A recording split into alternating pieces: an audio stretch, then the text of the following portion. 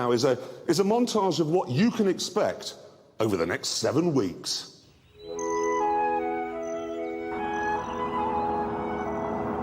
"57 miles to the gallon." So, spacious and economical. Going through the first corner here now. And that is how a camshaft works. Mate. No, there's been a bit of a mistake. That is the tape we sent to the newspapers in the hope they'd be fooled into thinking that's what we were doing. What we're actually doing is this. Is it? In the plums! Let's get one thing straight from the start. Formula One is better than NASCAR. It just is.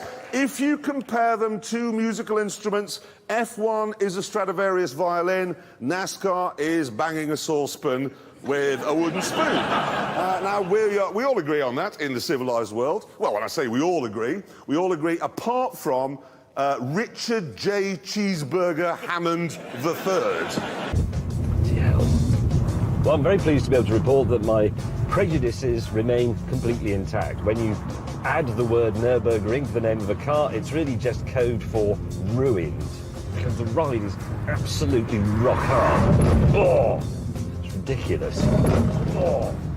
I mean, car makers become obsessed with making their cars go round this irrelevant historical German racetrack as fast as possible without realising that they're ruining the car for those of us who live in the real world.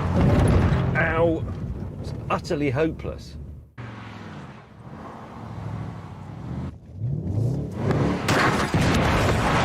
Whoa! What the hell? Hammond! It was supposed to be a gas bottle. What the hell? You blew the wrong caravan up. You hit the wrong one. I didn't hit the wrong one. That was the one we were supposed to Well, you hit. should have labelled it. There is a loading bay just outside our office, which is a lot more convenient, but obviously there's no parking there. Now, I took a photograph in this loading bay this week, OK? Here it is. Now, we may recognise this car if we watch The Apprentice. It belongs to Lord Sir Sugar. Yeah, but to be fair, his chauffeur was probably loading him into the building at the time. Exactly. So he could be in a loading bay. Technically, this was a delivery, so that's fine. More worrying is this, OK? We zoom in. Now, right there's a little Fiat Panda parked, blocking the door, and the honest working men whose job is to deliver things to the BBC. And I'm wondering, Hammond, who has a little black Fiat Panda? I don't know. At the BBC? Is it? Does David Attenborough? No, he doesn't. Paxman. Moving on. And then in 1992, they even made a car with no steering wheel.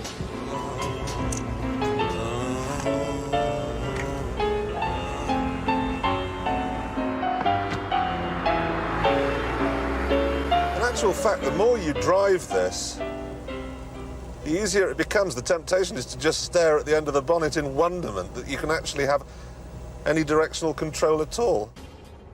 The seconds ticked by, but there was no sign of my Roe. Where has he gone? I don't know. After we dragged Attack Stig off the Marshal, across the line. This, you just know, all they ever talked about was G. They were sitting going, how can we make it go around a corner a little bit faster with a camber?